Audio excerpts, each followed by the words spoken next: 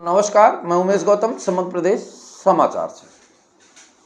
हम भारत के लोग, हम ऐसा यूं कह रहे हैं कि हम आपको एक घटना आज देखा, उस घटना के बाद दिल में ये बात आई कि क्या भारत के संविधान की प्रस्तावनाओं को दरकिनार किया गया है, या भारत के लोकतंत्र को अलग किया गया है, या भारत इतना कमज़ोर हो गया है कि आज जो भी चाहे उसे आंख दिखा देता है। जो कल ये कह रहे थे कि हमारी भी आंखें लाल लाल हैं, लगता है उनकी आंखों में मोतियाबिंद हो गया है। हम बात करते हैं हार्मुज में। एक खबर आई है कि भारतीय जहाज़ों को ईरान के पास हार्मुज जल संधि में अमेरिका ने हमला कर दिया है, और उस हमले में हमारे कुछ नाविक मारे भी गए। सवाल हमला, युद्ध और मारने जाने का नहीं है, सवाल इस बात का है कि हमारे प्रस्तावना में लिखा है कि भारत एक संप्रभु देश है, वो अपने निर्णय स्वयं ले सकता है, किसी दूसरे राष्ट्र की जरूरत नहीं है। बता दें कि पंडित जवाहरलाल नेहरू ने यूएनए संयुक्त राष्ट्र संघ में इस बात को वजनदार तरीके से कही थी कि भारत एक संप्रभु देश है और इसे अपनी नीति, वो विदेश नीति हो या देश की अंतरिम नीतियां हो, उसे बनाने के लिए किसी दूसरे देश से अनुमति या सहयोग लेने की जरूरत नहीं है। वो अपने देश की समस्याओं को स्वयं सॉल्व करने की हैसियत रखता है। पर यहाँ एक बात बहुत जरूरी है कि ईरान हार्मुज जल संधि के पास अमेरिका ने बगैर अमेरिका का दावा यह है, उसे यह शंका हुई कि भारत ईरान से दबे या चोरी छिपे तेल खरीद रहा है। अगर खरीद रहा है तो अमेरिका को एक मानते हैं कि विदेश नीति के अंदर एक दूसरे से कुछ बातें और चर्चाएं होती हैं। अमेरिका भारत से बगैर कोई बात किए भारत के नावों में हमला कर दिया और हमारे कुछ नाविक मारे गए। ये देश के लिए दुर्भाग्यपूर्ण है, और दुर्भाग्यपूर्ण यह है कि अगर कुछ नेताओं की अय्याशी का परिणाम पूरा देश भोग रहा है तो निश्चित है ये देश प्रेम नहीं है, ना ये राष्ट्र प्रेम है।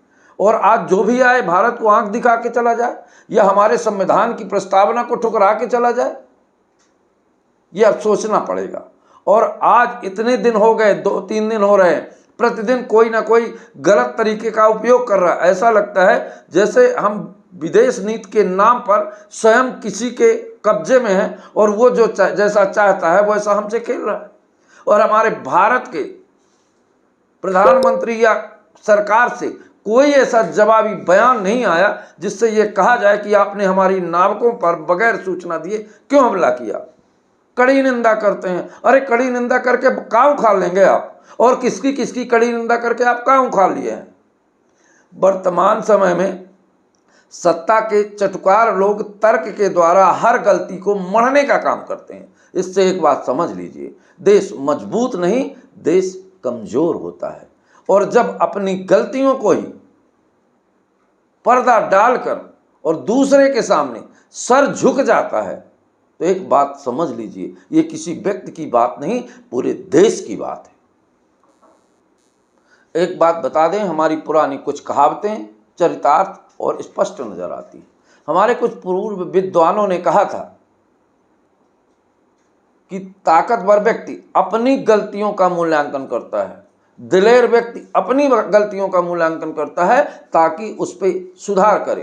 कमजोर और लेणु व्यक्ति दूसरे की कमियों को अक्सर गिनाता रहता है और अपनी कमियां नहीं बताता। वर्तमान में वही हालत देश के कुछ राजनीतिक तबके के लोग रात दिन करते हैं।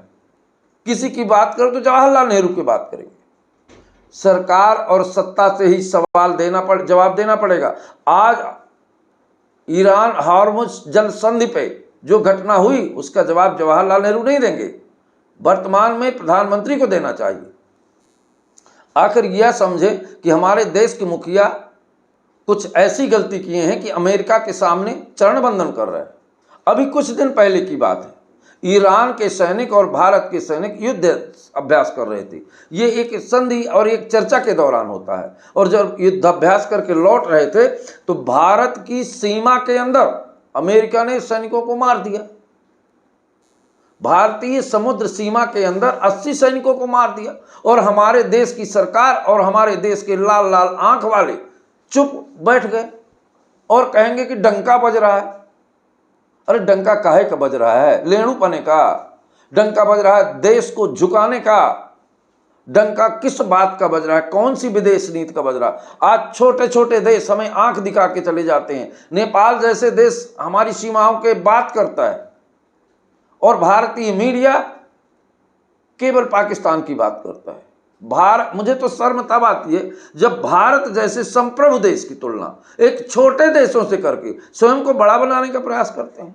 इनको डूब मारने जैसी राजनीति करते हैं और डूब मारने जैसे ये मीडिया के लोग हैं।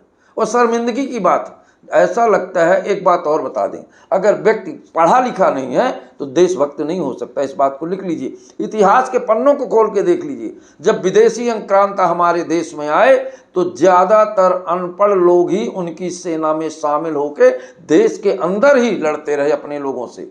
वही हालात वर्तमान में पूरे देश के अंदर हो रही है।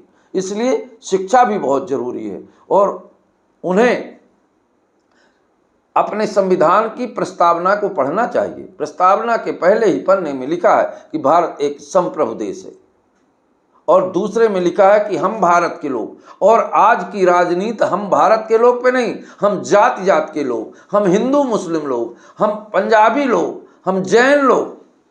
अरे क्या हो गया पूरे देश को? ये कौन सी राजनीति चल रही है? एक बात आपको बता दें, जब तक आदमी शिक्षित और स्वाभिमान नहीं जागता तब तक वो देशभक्ति कर ही नहीं सकता। ऐसा इतिहास में नहीं है। मेरा तो मानना यह है कि अगर हमारे देश पर कोई आंख दिखाता है तो हमारे देश की सरकार को सख्त कदम होना चाहिए, वो चाहे कितना भी ताकतवर व्यक्ति क्यों ना हो, और उसके सामने सर झुकाकर इस तरह अपने देश के लोगों की मौतें सहना और कड़ी निंदा जाहिर करना पूरे देश के लिए शर्मिंदगी की बात है। एक बात मैं आपको बता दूं कि देशभक्त गीत और राष्ट्र गान गाने के लिए भी पढ़ा लिखा होना जरूरी है। और एक बात, इतिहास के पन्नों को पढ़ लीजिए कि अनपढ़ व्यक्ति देशभक्ति नहीं हो सकता, पेट और स्वार्थ भक्ति हो सकता है। ये बिल्कुल खरी बात है।